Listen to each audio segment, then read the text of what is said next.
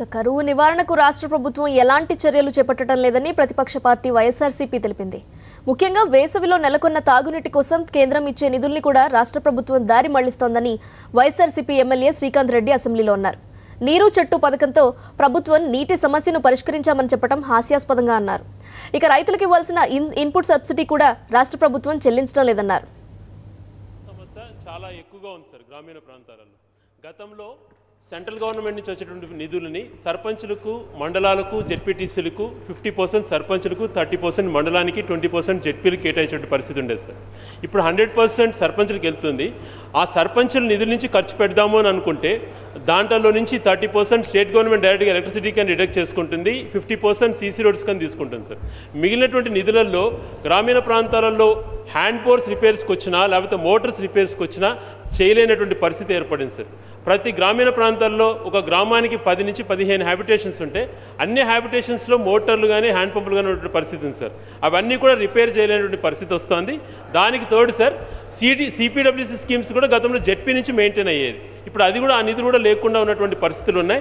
ఇక్కడ మంత్రి గారు చూస్తే నిధులు చాలా కేటాయించామన్నట్టుగా చెప్తున్నారు. మరి మండలాల గారు చూస్తే చాలా తక్కువ, జిల్లాల వారీగా చూస్తే చాలా తక్కువగా ఉన్నాయి సార్ త్రాగునీటికి. అదే రకంగా సార్ ఈ సర్పంచుల నుంచి తీసుకున్నటువంటి నిధులను కూడా వాళ్ళు సెంట్రల్ గవర్నమెంట్ నుంచి వచ్చేటువంటి ఎన్ఆర్ఈజీఎస్ని ఏదైతే ఉపాధి హామీకి డైలీ లేబర్ కింద వచ్చేటువంటి దాటిని తగ్గించి సీసీ రోడ్స్ అన్నీ వీలే చేస్తున్నట్టుగా సెంట్రల్ గవర్నమెంట్ ఫండ్స్ వాడుతున్నారు సార్.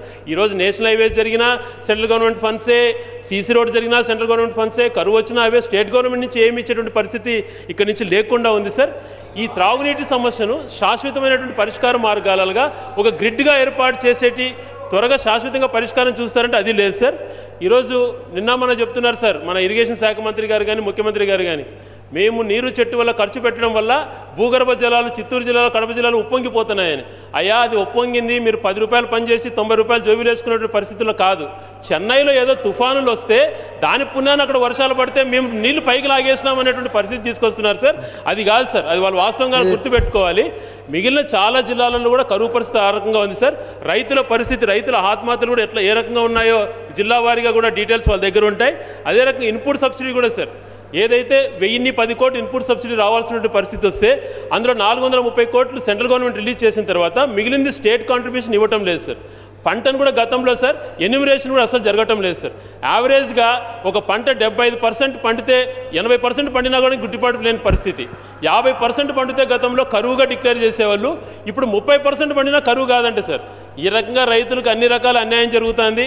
దానిపైన కూడా దృష్టిలో పెట్టుకో